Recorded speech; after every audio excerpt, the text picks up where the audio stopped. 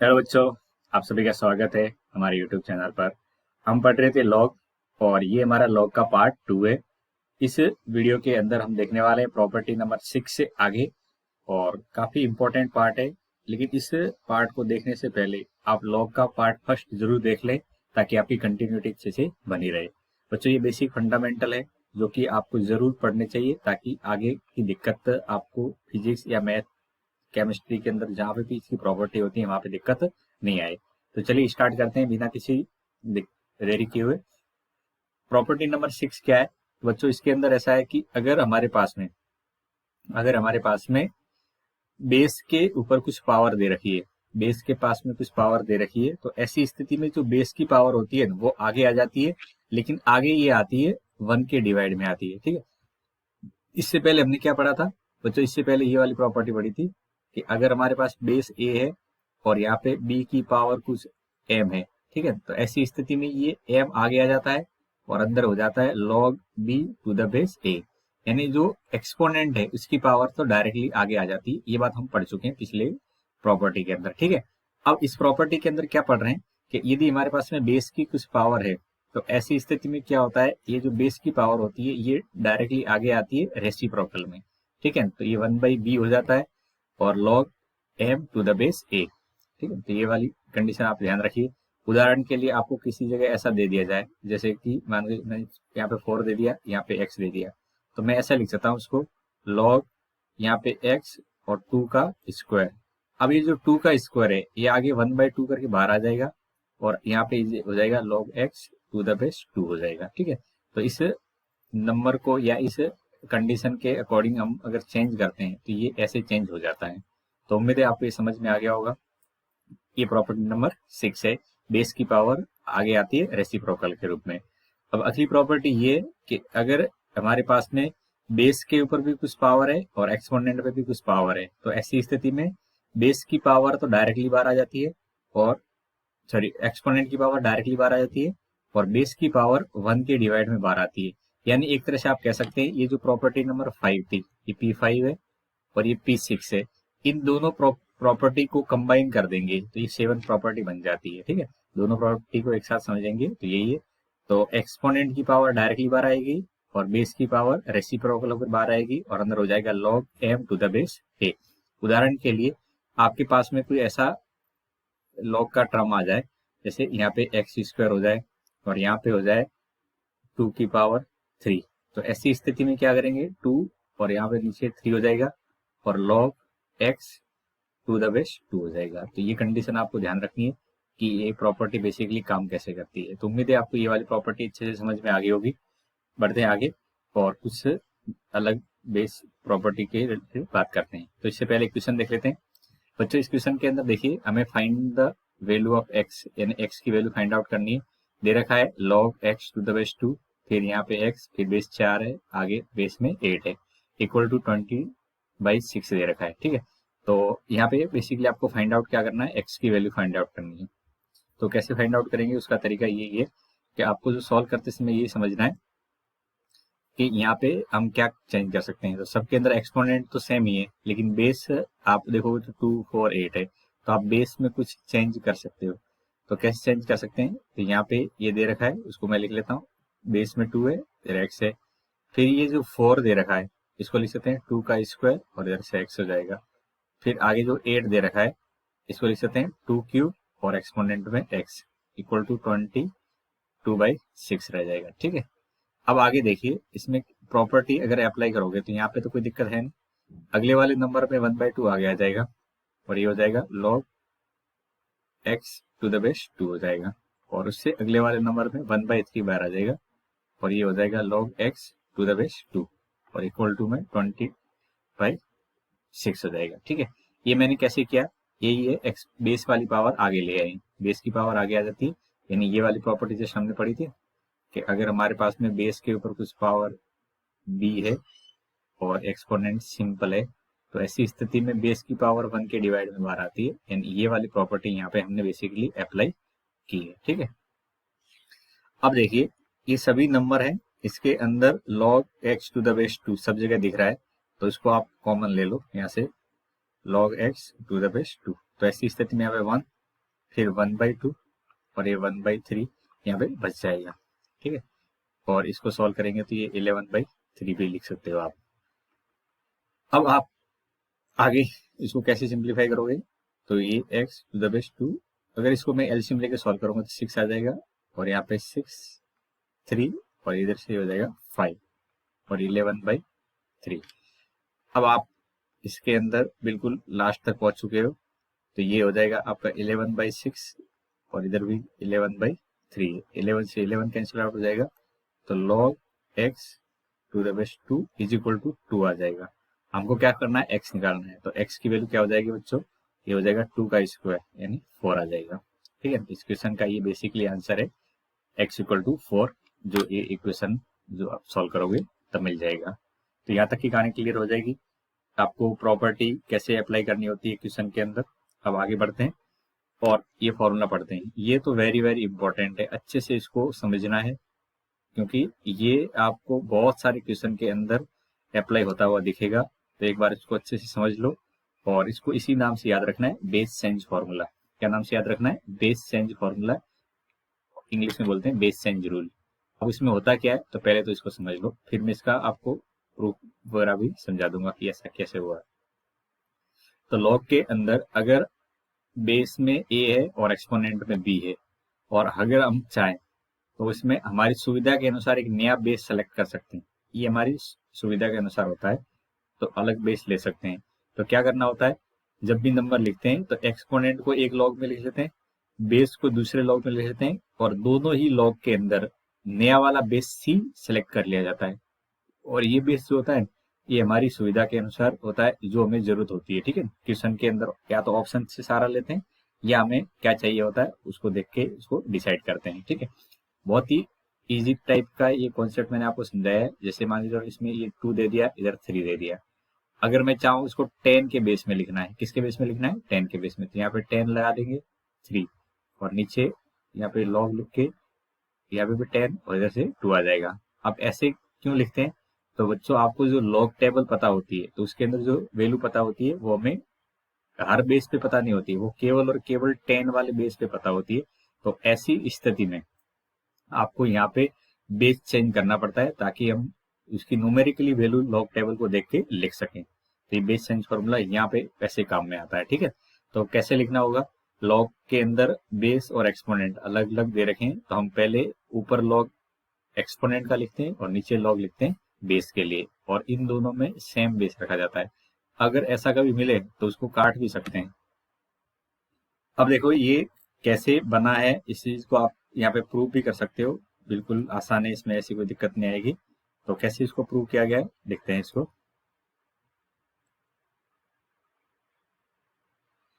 अब देखो, हमने स्टार्टिंग में समझा था कि यहाँ पे आपको जितने भी लॉग की प्रॉपर्टी है वो एक्सपोनेंशियल फंक्शन से बनाई गई है। किससे बनाई गई है, एक्सपोनेंशियल फंक्शन से ही बनाई गई है। तो आप यहाँ से एक्सपोनेंशियल फंक्शन कुछ कंसीडर करके इसको प्रूव आसानी से कर सकते हो। अब एक्सपोनेंशियल फंक्शन क्या लेना है उसको समझिए।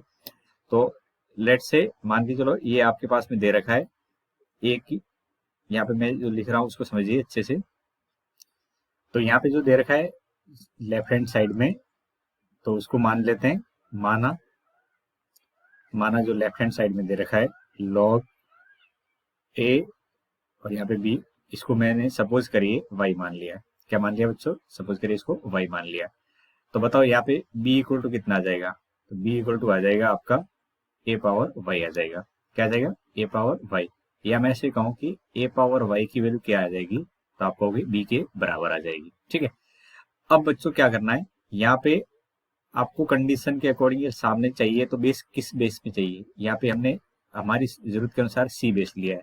तो हम क्या करेंगे, take both side log, take both side log to base c. अब बेस सी क्यों ले रहे हैं, क्योंकि हमें जरूरत है इस क्वेश्चन के या इस प्रूफ के अकॉर्डिंग।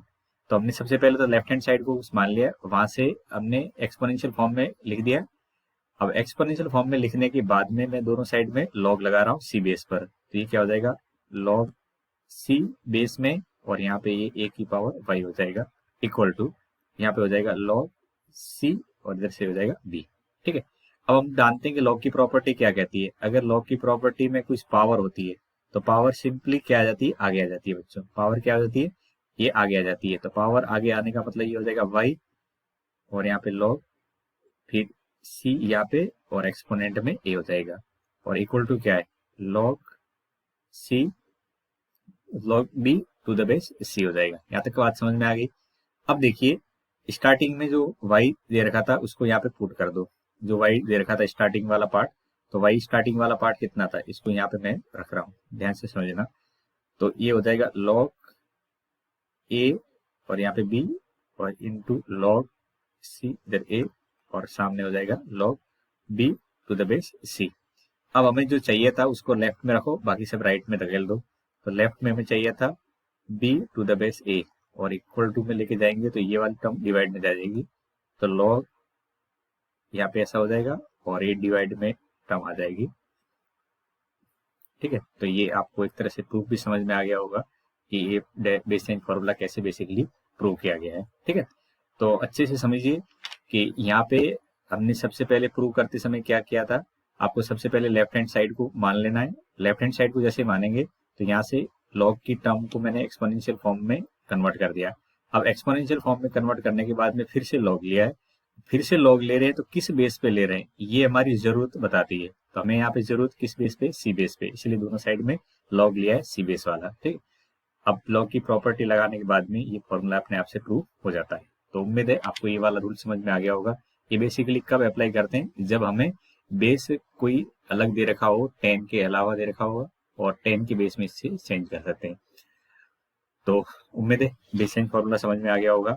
अब इसके कुछ स्पेशल केस है, उसको भी यहाँ पे देख लो, अलग से लिखवा देता हूँ। अब स्पेशल केस के अंदर क्या है बच्चों, कि अगर कभी ऐसा दे रखा हो लॉग के अंदर a है यहाँ पे बेस में, और b एक्सपोनेंट है, तो हम चाहे तो उसको ऐसा लिख सकते हैं 1 के डिवाइड में, 1 के डिवाइड में क्या लिख सकते हैं, ये यहाँ पे लिख सकते हैं, ये b बेस चला जाता है और ये एक्सपोनेंट हो जाता है। यानी 1 के डिवाइड में लिखेंगे तो लॉग के बेस और एक्सपोनेंट एक दूसरे की जगह बदल देते हैं। बस ये प्रॉपर्टी है, इसको रेसिप्रोकल प्रॉपर्टी बोलते हैं। बिल्कुल आसानी से इसको प्रूव कर सकते हो, क्रॉस मल्टीप्लाई करके आसानी से प्रूव हो जाती है, इसमें कोई दिक्कत नहीं आती है, बस बेस चेंज फॉर्मूला लगाना होता है। अब आपको एग्जाम्पल की तरह समझाता है कि मान के चलो कभी ऐसा आ जाए x यहाँ पे और 2 यहाँ है, तो मैं 1 के रेसिप्रोकल में क्या लिखूंगा, बस इस बात को आप समझ जाओ अच्छे से। 1 के रेसिप्रोकल लिखेंगे तो 2 बेस हो जाएगा और x एक्सपोनेंट बन जाएगा। ये रेसिप्रोकल प्रॉपर्टी जो कि बेस चेंज फॉर्मूला का स्पेशल केस है। तो याद रखोगे, जहाँ जरूरत पड़ेगी उसको इसको चेंज कर सकते हैं। जनरली ये ऐसे ही काम में आएगा, जब 1 के डिवाइड में कभी ऐसा दे रखा हो तो उसको ऊपर लाने के लिए यहाँ पे बेस और एक्सपोनेंट की पोजीशन चेंज की जाती है। ठीक है, तो यहाँ तक की कहानी क्लियर हो गई। अब आगे बढ़ते हैं और इस क्वेश्चन को देखिए, और इसमें आपको क्या करना है, ये जो एक एक्सप्रेशन सा दे रखा है इसको इवेल्युएट करके इसकी फाइनल एक न्यूमेरिकल वैल्यू फाइंड आउट करनी है। तो यहाँ पे देखो सब जगह बेस अलग अलग दिख रहा है और एक्सपोनेंट भी अलग अलग दिख रहे हैं। तो ऐसी स्थिति में ध्यान रखना बेस चेंज फॉर्मूला लगता है। कब लगता है बेस चेंज फॉर्मूला, जब हमारे बेस और एक्सपोनेंट दोनों ही अलग अलग हो, तो ऐसी स्थिति में बेस चेंज फॉर्मूला लगाया जाता है। तो बेस चेंज फॉर्मूला क्या कहता है, यहाँ पे ऐसा अगर दे रखा हो तो ऐसी स्थिति में हम हमारी जरूरत के अनुसार नया बेस सी इंट्रोड्यूस करके दोनों को अलग अलग लिख लेते हैं। ठीक है, तो ये बेस चेंज फॉर्मूला है। अब बताओ जब इसको सॉल्व करोगे तो ऐसी स्थिति में क्या आएगा, तो यहाँ पे देखोगे तो ये log 2 हो जाएगा। ये तो बेस चेंज फॉर्मूला लगाएंगे, यहाँ पे बेस कौन सा रखना है, तो बेस कुछ भी रख सकते हो। लेट से मैंने 10 बेस ले लिया, तो यहाँ पे 4 हो जाएगा, और डिवाइड में ये हो जाएगा 10 बेस में 2 हो जाएगा, इनटू अगले वाले को चेंज करेंगे तो ये हो जाएगा 10 यहाँ पे, और इधर 8। बच्चों 10 की जगह आप कुछ और नंबर भी ले सकते थे, कैसी कोई दिक्कत नहीं आती, और यहाँ पे 4 हो जाता। फिर आगे बढ़ते तो ये 10 बेस में 16, और यहाँ पे log बेस में 10 है और एक्सपोनेंट 8 है। फिर आगे वाला नंबर देखते हैं तो क्या हो जाता है, ये 64 है, और यहाँ पे देखते हैं तो 16 है। अब आपका फेवरेट स्टेप यहाँ से आ गया, इन दोनों को कैंसिल आउट करेंगे, ये इससे कैंसिल आउट हो जाएगा और ये वाली टर्म इससे कैंसिल आउट हो जाएगी। तो फाइनल हमें क्या बचेगा वो देख लो। तो फाइनल आपको दिखेगा यहाँ से 64 है, और यहाँ से दिख जाएगा स्टार्टिंग वाली टर्म में 2 दिख जाएगा। अब इसको चाहो तो आप वापिस से बेस चेंज फॉर्मूले का स्टार्टिंग टर्म में कन्वर्ट कर सकते हो, दोनों में बेस चेंज सेम है। तो ऐसी स्थिति में नीचे वाला एक्सपोनेंट वो बेस बन जाएगा और ऊपर वाली टर्म ऐसे रहेगी। अब क्या इसको सिंप्लीफाई कर सकते हैं? बिल्कुल कर सकते हैं। कैसे करेंगे? 64 को लिख सकते हैं 2 की पावर 6। अब बताओ एक्सपोनेंट की पावर कहाँ जाएगी? वो तो आगे आ जाएगी, तो अंदर क्या बचेगा? दोनों जगह 2। और हम सबसे पहली वाली प्रॉपर्टी से जानते हैं कि अगर दोनों के अंदर बेस और एक्सपोनेंट सेम हो तो वो 1 होता है। तो ये वाली वैल्यू इवैल्यूएट होगी, कितनी मिल जाएगी हमें? 6 के इक्वल टू मिल जाएगी। तो उम्मीद है यहाँ तक की कहानी आपको समझ में आ गई होगी, लॉग के अंदर कैसे बढ़ते हैं आगे। ठीक है, अब देखिए one of the important question आगे डिस्कस करना है। तो वेरी वेरी इंपॉर्टेंट क्वेश्चन है, अच्छे से इस चीज को समझिए।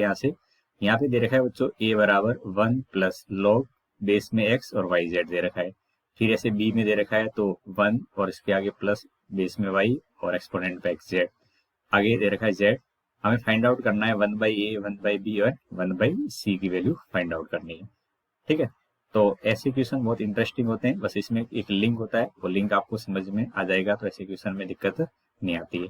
तो जो कुछ दे रखा है इस पार्ट को समझिए और आगे बढ़ने की कोशिश करिए।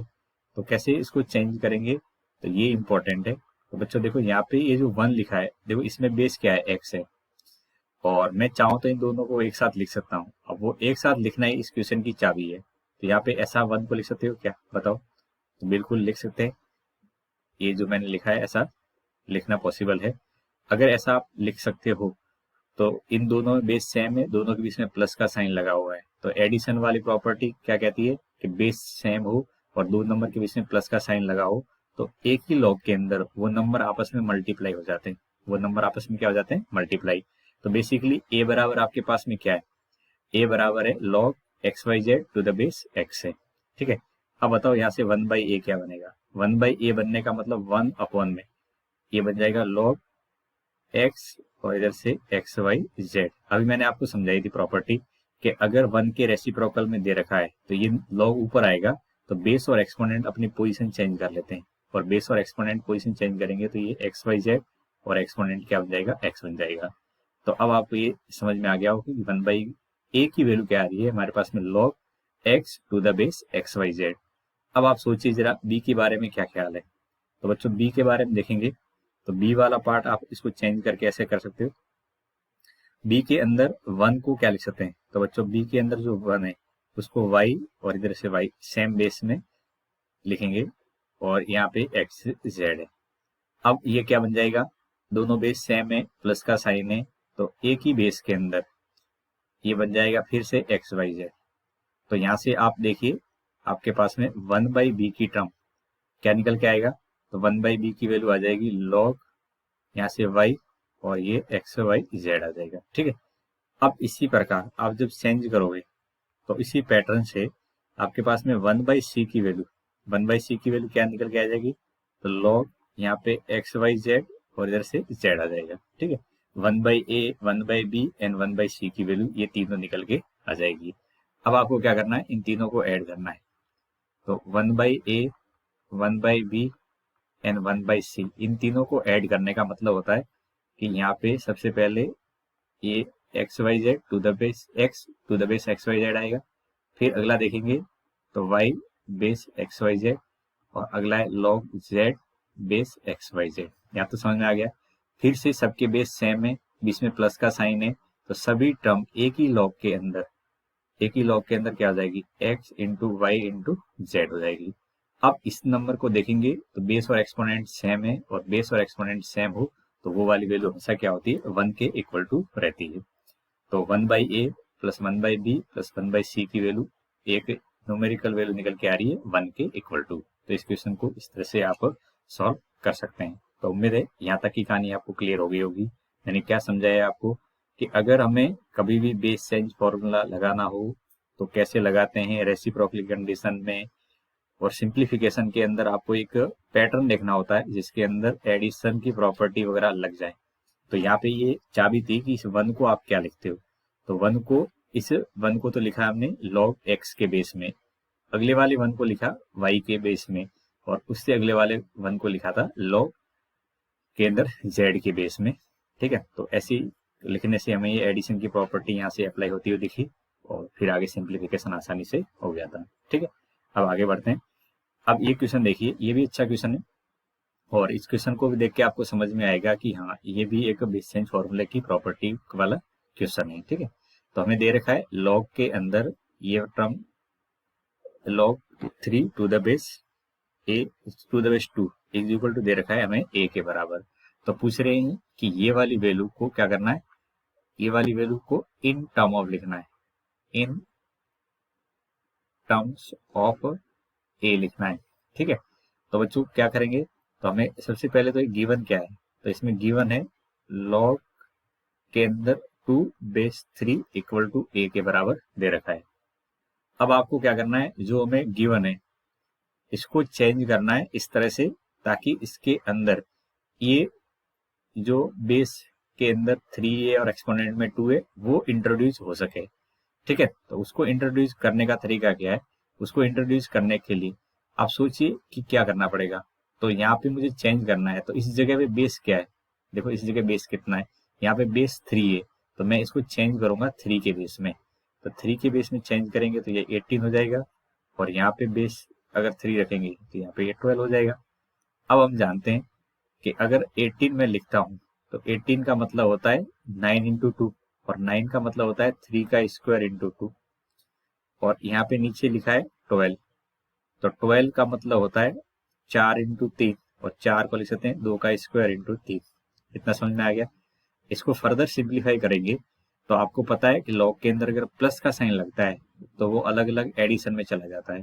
तो क्या हो जाएगा 3 स्क्वायर, और यहाँ पे हो जाएगा ये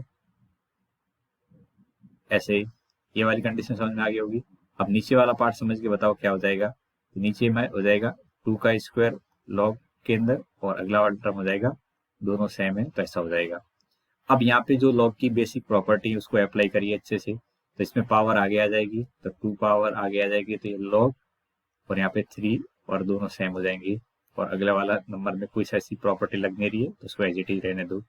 इसे आगे देखेंगे तो इसमें 2 पावर आगे आ जाएगी, तो 2 आगे ले लिया, तो यहाँ पे 3 और इधर से 2 आ जाएगा, और ये वाला नंबर के अंदर दोनों सेम है। अब हम जानते हैं, क्या जानते हैं कि दोनों लॉग के अंदर बेस और एक्सपोनेंट सेम हो तो वो तो 1 हो जाता है, तो ये तो 2 हो गया। और ये वाली टर्म किसके बराबर है, देखो ये वाली टर्म देखोगे तो ये a के इक्वल टू है, क्वेश्चन के अकॉर्डिंग किसके इक्वल टू है, तो ये a हो जाएगा। और नीचे वाली टर्म क्या हो जाएगी, ये हो जाएगी 2a, और ये प्लस में 1 आ जाएगा। तो ये जो हमारे पास में इतना नंबर दे रखा है इसको इन टर्म ऑफ a लिखना है, तो क्या निकल के आ रहा है 2 plus a upon 2a plus 1। अब आपको सबसे पहले हिंट क्या लेना था कि यहाँ पे बेस चेंज फॉर्मूला लगाना है, तो बेस कौन सा लेना है, तो बेस कौन सा लेना है वो आपको कहेंगे क्वेश्चन से आइडिया लेके चलना होता है। तो यहाँ तक की कहानी भी क्लियर होगी। चलें आगे। अब देखिए अगली प्रॉपर्टी देखते हैं, प्रॉपर्टी नंबर 9, और ये प्रॉपर्टी भी बहुत ही इंटरेस्टिंग है।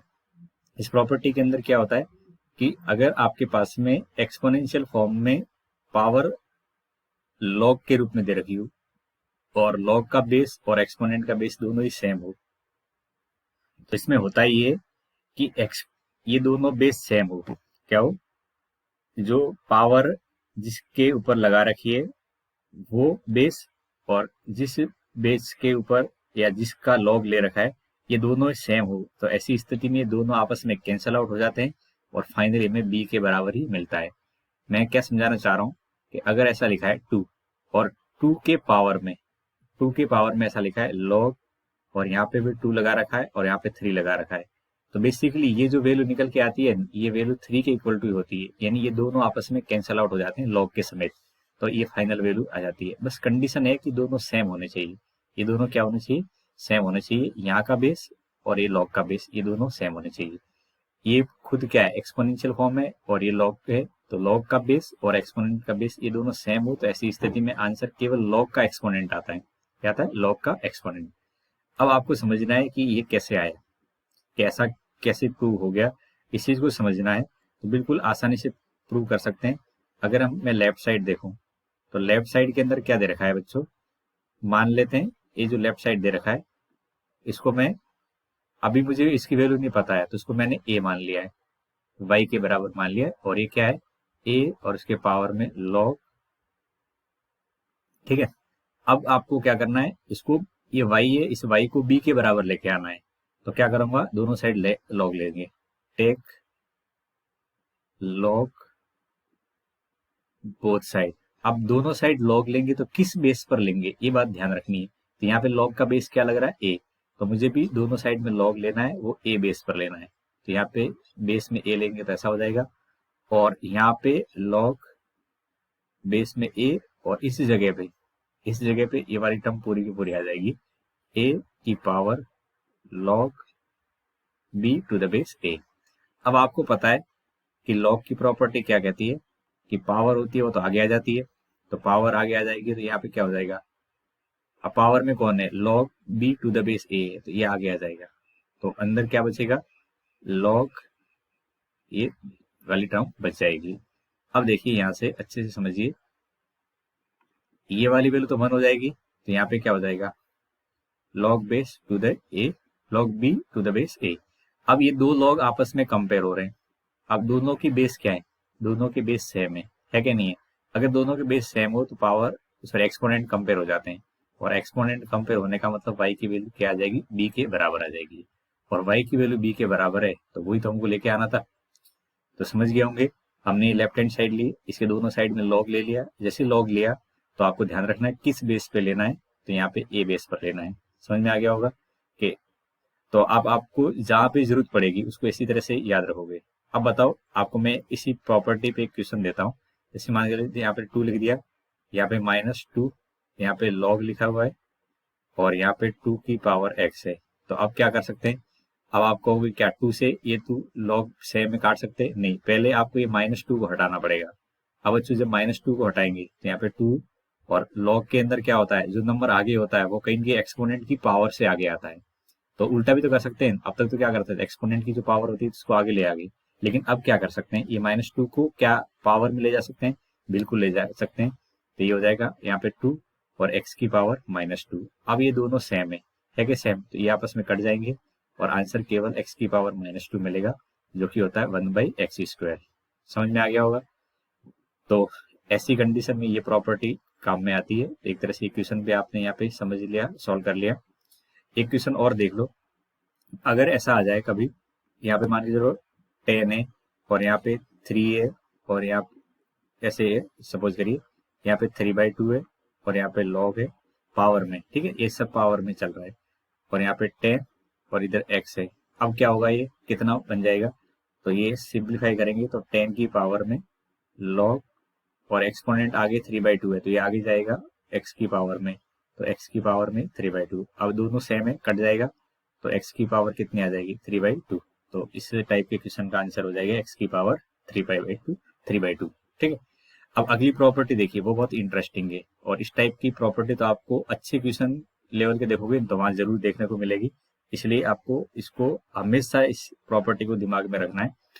तो इसमें क्या है, देखो यहाँ पे a की पावर में ये पूरी टर्म दे रखी है, ठीक है। अब जब कभी भी यहाँ पे ये दोनों बेस अलग अलग हो, जैसे यहाँ पे बेस तो a है और इधर बेस क्या e है, देखो यहाँ तो दोनों बेस सेम थे, a और a था, ठीक है, लेकिन अगर दोनों बेस अलग अलग हो, एक a हो और अलग दूसरा हो, तो ऐसी स्थिति में क्या करते हैं, ये वाले नंबर अपनी पोजीशन चेंज कर सकते हैं, ये दोनों नंबर अपनी पोजीशन चेंज कर सकते हैं, बस यही है। तो लॉग के अंदर वो देखो सेम ही है, तो ये नंबर अपनी पोजीशन चेंज करके बी ऊपर था तो बी नीचे आ गया, और नीचे वाला नंबर ऊपर चला गया। बहुत इंटरेस्टिंग प्रॉपर्टी है, अच्छे से इसको दिमाग में रखना। और इसको भी इस तरह से मैंने सिमिलर तरीके से प्रूव किया, ऐसे प्रूव कर सकते हो। तो मैं आपको होमवर्क भी छोड़ रहा हूँ, आप इसकी प्रॉपर्टी को ट्राई करना। अब इसको कैसे अप्लाई करते हैं, जैसे मान लीजिए 2 दे दिया, यहाँ पे लॉग दे दिया, और यहाँ पे ई है और इधर 3 है, तो मैं क्या कर सकता हूँ, यहाँ पे ये जो 3 है इसको नीचे ला सकता हूँ, और लॉग अपनी जगह रहेगा, तो लॉग का बेस वही रहेगा, और यहाँ पे 2 आ जाएगा।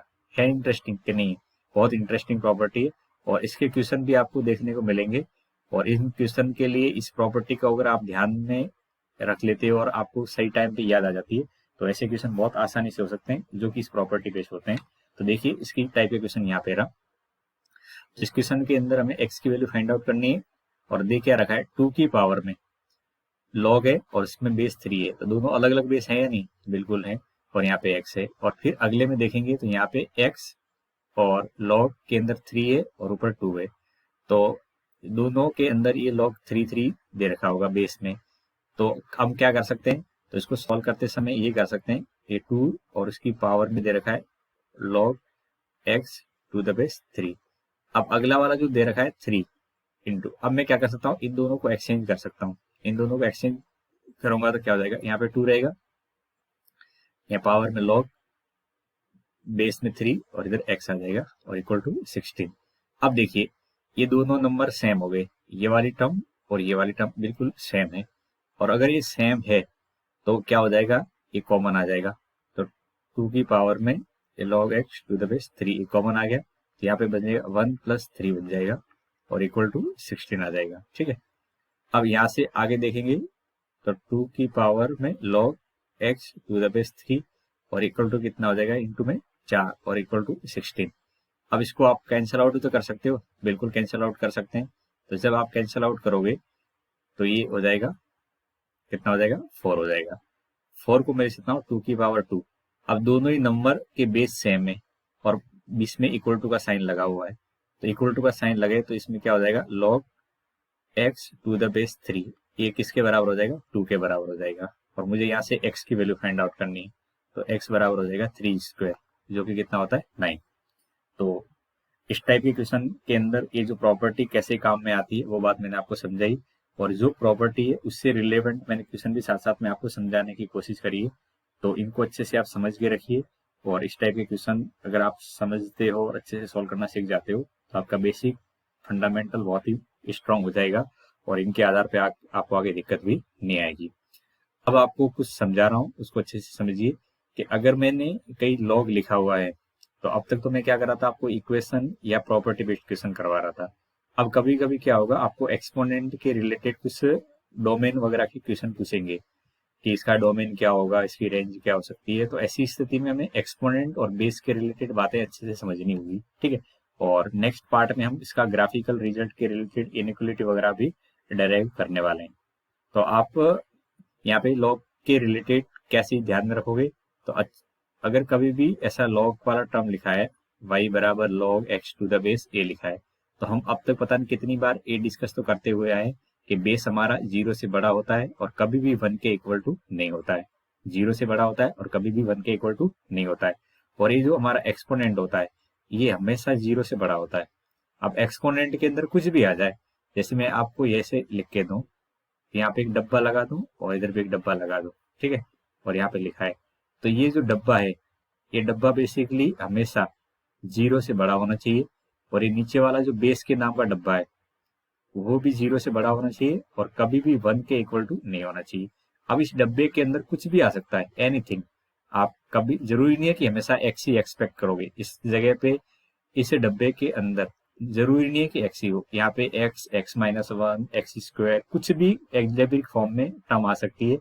और ये बेस है, इस बेस के अंदर भी कुछ भी एल्जेब्रिक फॉर्म में या अलग अलग कांस्टेंट फॉर्म में टर्म आ सकती है। तो अब तक तो मैं क्या लिख रहा था, ज्यादातर कंडीशन में आपको बेस कांस्टेंट दे रहा था, तो कांस्टेंट बेस में तो कोई दिक्कत नहीं है, हम देख लेते थे कि 0 से बड़ा है 0 से छोटा है।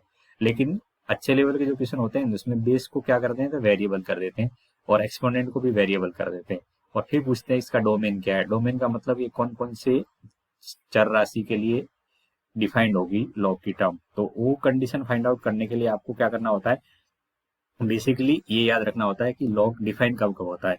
तो अगर मेरे पास में लॉग ही अकेला ही एक्स दे रखा है तब तो हम क्या कहते हैं, लॉग डिफाइन होता है 0 से ज्यादा कंडीशन के लिए। कब डिफाइन होता है, 0 से ज्यादा वाली कंडीशन के लिए। और लॉग के अंदर जो हमें आउटपुट मिलता है वो -इनफाइनाइट से लेके +इनफाइनाइट होके बीच में मिलता है। अच्छा, हमने स्टार्टिंग में जब जो पिछला वाला लेक्चर पढ़ा था लॉग का, तो उसके अंदर ये भी समझाया था कि लॉग को जो डेराइव किया गया है वो किससे डेराइव किया गया है, एक्सपोनेंशियल पार्ट से। जो एक्सपोनेंशियल पार्ट के अंदर हमारा इनपुट था वो लॉग का आउटपुट बन जाता है, और जो लॉग का एक्सपोनेंशियल का इनपुट था वो तो लॉग का आउटपुट बना है, और जो एक्सपोनेंशियल का आउटपुट था वो लॉग का इनपुट बना था।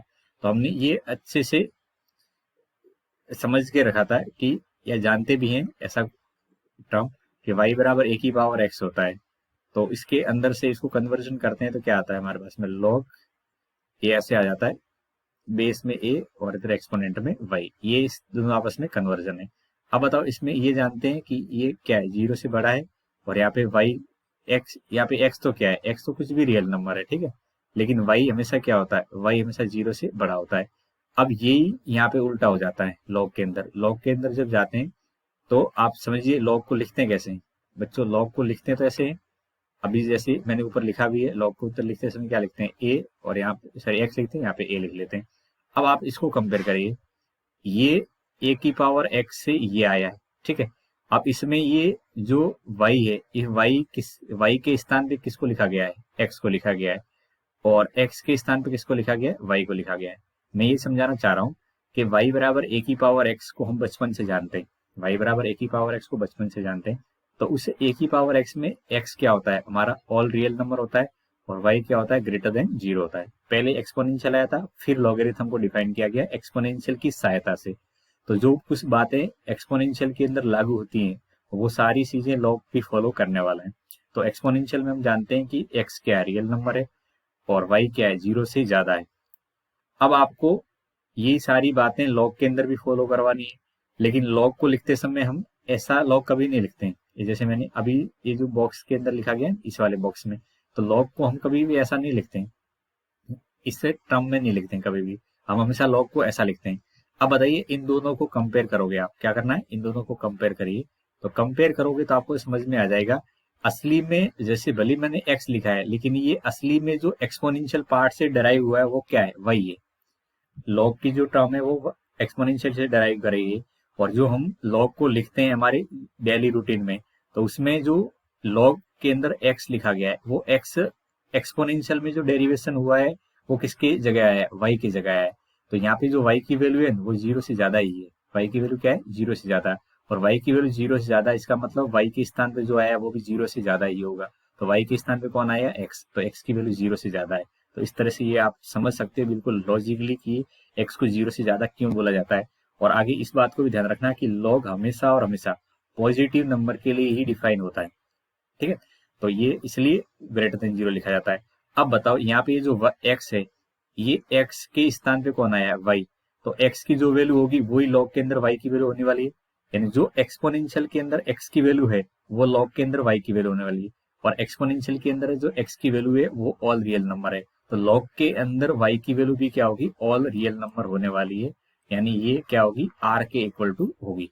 इसलिए मैं एक लाइन बोली थी शुरुआत में, अगर आपने ध्यान सुनी हो और याद हो, कि एक्सपोनेंशियल पार्ट के अंदर जो इनपुट होता है वो लॉगरिथम के अंदर आउटपुट बन जाता है, और एक्सपोनेंशियल के अंदर जो आउटपुट होता है वो लॉगरिथम का इनपुट हो जाता है। अब आप एक ही लाइन में सोचो कि एक्सपोनेंशियल का इनपुट क्या है, ऑल रियल नंबर, तो लॉगरिथम का आउटपुट क्या है, ऑल रियल नंबर है। एक्सपोनेंशियल के अंदर आउटपुट क्या है, जीरो से ज्यादा, तो लॉगरिथम के अंदर इनपुट भी क्या होगा, जीरो से ज्यादा ही होना चाहिए, ठीक है। तो इस बात को अच्छे से ध्यान रखिए, यही डोमेन और रेंज है। अब मैं और इससे रिलेटेड बाकी बातें आपको आगे समझाऊंगा, जब आपको ग्राफिकल रिजल्ट समझाऊंगा तब भी इस चीज को डिस्कस करेंगे। लेकिन इसमें देखिए फाइंड द डोमेन ऑफ, अब पूछा है कि इसका डोमेन फाइंड आउट करिए। लॉग के अंदर बेस और एक्सपोनेंट दोनों को वेरिएबल कर दिया है। अब बताओ डोमेन का मतलब क्या होता है, ऐसी वैल्यू जिसके लिए लॉग डिफाइन हो जाए। तो हम जानते हैं लॉग के अंदर ऐसा अगर लिखा गया है एक्स, तो इसमें हम जानते हैं कि एक्स की वैल्यू भी जीरो से ज्यादा होती है, और ए की वैल्यू जीरो से ज्यादा और नॉट इक्वल टू वन होती है, ठीक है। अब इन तीनों कंडीशन को एक साथ ट्रू होना होता है। अब एक्स की जगह कौन आया है, इस एक्स की जगह तो आया है x square minus three x plus two, तो ये जीरो से ज्यादा होना चाहिए। ए की जगह कौन आया बच्चों, ए की जगह है नाइन माइनस एक्स स्क्वायर, तो ये भी जीरो से ज्यादा होना चाहिए। और नॉट इक्वल टू वन की जगह nine minus x square not equal to one. क्या ये कंडीशन समझ में आ गई। फाइंड द डोमेन पूछा गया है, तो उसके अंदर मुझे ये कंडीशन ध्यान रखनी है अच्छे से, इसको कभी नहीं भूलना है। ये हमारा बेसिक फंडामेंटल था जिसको हमने डेरिवेशन में समझा था, ठीक है। अब आपको क्या करना है, इन तीनों के पार्ट का इंटरसेक्शन ले लेना है। इन तीनों पार्ट का क्या करना है, इंटरसेक्शन। तो तीनों इनइक्वलिटी आपको दिख रही होगी, तो इन इनइक्वलिटी को सॉल्व करेंगे तो यहाँ पे x माइनस वन और x माइनस टू, और यहाँ पे क्या है, ग्रेटर देन जीरो है। अब इस पार्ट को आप सॉल्व करोगे तो क्या आएगा, तो हम जानते हैं इस वाले पार्ट को सॉल्व करने का तरीका, हमारे पास में नंबर लाइन है जिसके अंदर वन और यहाँ पे टू है प्लस, तो इससे हमारा प्लस वाला पार्ट चाहिए जीरो से ज्यादा, तो माइनस इनफाइनाइट से वन और यूनियन टू से इनफाइनाइट आ जाएगा। अगला वाला पार्ट दिख रहा होगा, अगले वाले पार्ट में दिख रहा है nine minus x square greater than zero, तो इसको मैं लिख सकता हूँ x square minus nine less than zero. तो यहाँ से एक्स माइनस थ्री और x plus three less than zero, और इसको सॉल्व करेंगे तो x की वैल्यू 3 और -3 के बीच में आ जाएगी। ठीक है, तो इस वाले पार्ट को ब्रैकेट में लिखेंगे तो -3 से +3 के बीच में। अगला वाला पार्ट को सिर्फ सॉल्व करेंगे तो 9 - x² दे रखा है, तो यहाँ से क्या आ जाएगा, x² की वैल्यू 8 आ जाएगी और वो भी नॉट इक्वल टू, तो x नॉट इक्वल टू 2√2 हो जाएगा। यानी x की वैल्यू 2√2 के बराबर नहीं होनी चाहिए और ये दोनों वैल्यू आएगी प्लस और माइनस में। अब इन तीनों का इंटरसेक्शन लेना है, इन तीनों का क्या करना है, इंटरसेक्शन लेना है। अब इंटरसेक्शन कैसे लेते हैं, तो एक संख्या रेखा बना लेते हैं कॉमन वाली, और इस कॉमन वाली संख्या रेखा के अंदर पहले वाला रीजन को दिखाइए, तो पहले वाला रीजन के अंदर दिखाएंगे तो ये 1 से पीछे जा रहा है, तो 1 से पीछे वाला पार्ट ऐसे दिखा देते हैं, और 2 से आगे जा रहा है तो ये 2 है और उससे आगे वाला पार्ट इस तरह से दिखा देंगे। अब आपको ये अगली वाली इनइक्वालिटी को यहीं पे शो कर लेना है। तो अगली वाली इनइक्वालिटी के अंदर क्या दिख रहा है, -3 से +3, -3 यहाँ होगा और +3 कहीं यहाँ होगा, और इन दोनों को यहाँ से दिखा देना है और इसको इस तरह से शेडेड कर लेना है। अब तीसरा वाला पार्ट क्या है, -2√2 है, तो -2√2 कहाँ आएगा, तो 2√2 की वैल्यू अगर आप लगभग निकालना चाहोगे तो 2 और √2 1.4 होता है, तो ये लगभग 2.8 आ जाएगा, तो 2.8 यानी यहाँ कहीं होगा, ये 2√2 होगा। ठीक है, और इसको नहीं लेना है, और -2√2 कहाँ होगा, -2√2 कहीं यहाँ होगा, तो इसको भी नहीं लेना है। अब आप समझिए कि इनके कॉमन पार्ट कौन सा है, तो कॉमन पार्ट एक तो यहाँ से लेके यहाँ तक है, -3 से 1 तक, और अगला है 2 से लेके 3 तक है।